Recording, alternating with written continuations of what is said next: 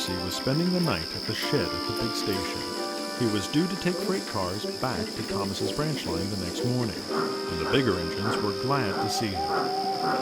Well, well, little Percy, said Gordon grandly. It's nice to have you with us for a change. I trust you, Thomas, and Toby are running that branch line of yours efficiently. I think so, Gordon, replied Percy, though he wasn't quite sure what efficiently meant. That's right, grumbled the big engine. No late trains or angry passengers. An efficient railway is a great responsibility, as I, of course, know only too well. What Sir Topham Hatt would do without me to keep things running smoothly, I can't imagine. Henry and James do their best, but someone has to keep a responsible eye on things. It must be splendid to race along with a train of heavy coaches, sighed Percy enviously. When you were ill that time, it took Thomas, Duck, and me to move them, and then the three of us couldn't go very fast. Never mind, said Gordon. You kept things running.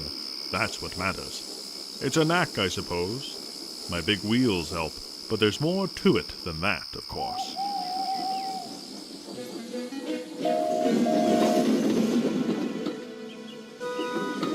Next morning, Gordon had steam up before Percy. Percy needed water, but because he hadn't enough steam to move, Gordon offered to push him to the water column. Thank you, Gordon, said Percy gratefully. That would be very kind. Not at all, Gordon said proudly. It all helps with the smooth running of the railway.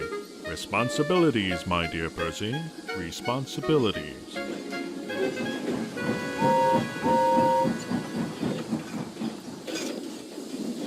Percy had a long drink. Soon his steam pressure had risen nicely, and he was ready to go and find his freight cars. Gordon, meanwhile, hadn't returned to the shed. He dozed in the sunshine until it was his turn to take water. Percy moved away. Gordon tried to follow him, but he found he couldn't. Come on, Gordon, said his driver. We haven't got all day. Your train is due out in an hour. I can't move, Gordon groaned furiously. I've got a cramp. I can't move my pistons. Percy's driver came to see what was the matter. Jammed valves, I reckon, groaned Gordon's driver. The fireman went to find an inspector, and Percy buffered up gently to Gordon's front. Puffing hard, he managed to push Gordon back into the shed, and then he went quietly to fetch his freight cars.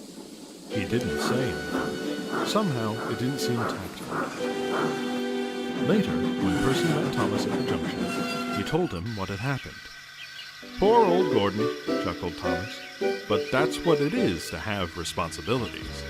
And the two engines puffed off to run the branch line as efficiently as they knew how.